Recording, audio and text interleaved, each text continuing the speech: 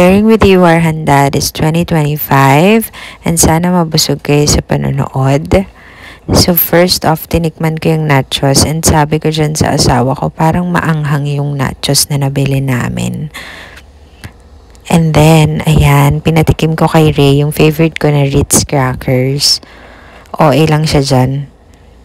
Akala niya talaga Wheel of Fortune yan. Pinaikot niya ng pinaikot.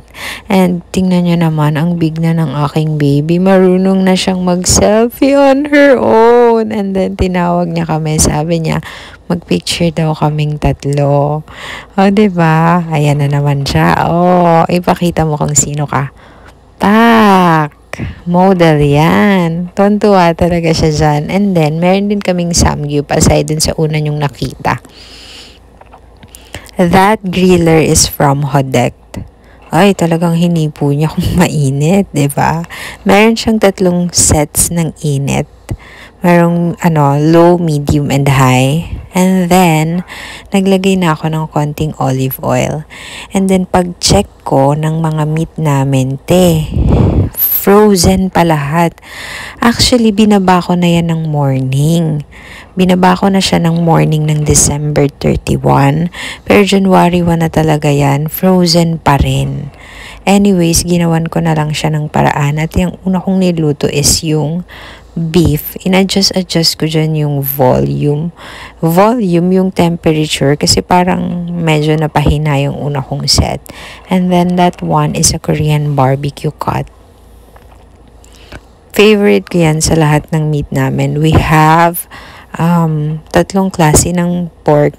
Tapos, isang beef. Tapos, sabi ko sa asawa ko dun, lagyan niya ng tubig kasi matigas pa. Excited kasi akong mag-samgyup niyan.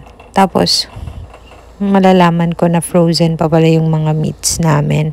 Pero alam nyo, in fairness, dito sa Hodect Samgyup Griller, ang ganda niya makaluto, promise. Very even yung pagkaluto ng mga meat, as in pantay. Ang gamit ko lang dyan na temperature, I think, is yung pangalawa. And nabili ko lang yung griller na yan for around 300 plus pesos. Di ko in-expect. And then gumawa rin ako ng potato marbles na hindi masarap. Hindi siya masarap, na parami yung sesame oil ko talaga. Tapos, ayan, tinulungan lang ako ng asawa ko ng mga 2 minutes sa pagsasamgyup. Nag-set up lang siya, tapos nagluto lang siya ng 2 minutes, tapos iniwan na niya ako. Tapos kumain na siya. Tapos sinasabi niya sa akin dyan, lutuan ko daw din ng ham si Ray, kasi favorite niya. Nakakaloka, wala na nga siyang ambag. Alam niyo ba yung tipo ng siya yung nagplano na magsasamgyup kami? Pero wala naman siyang inambag dun sa pagluluto. As in, ako lang talaga nagluto. Alam niyo kung anong ginawa ko? Hindi ko siya pinakain ng mga niluto ko. Ako kumain lahat. Kasi wala siyang ambag eh. Diba? So anyways, I don't know why I'm doing this voiceover. Pero isa to sa goal ko this 2025. Ang matutong mag-voiceover ng mga videos. Para alam niyo na, para content na talaga tayo this 2025. And kumain lang ako ng salad dyan, tsaka pizza.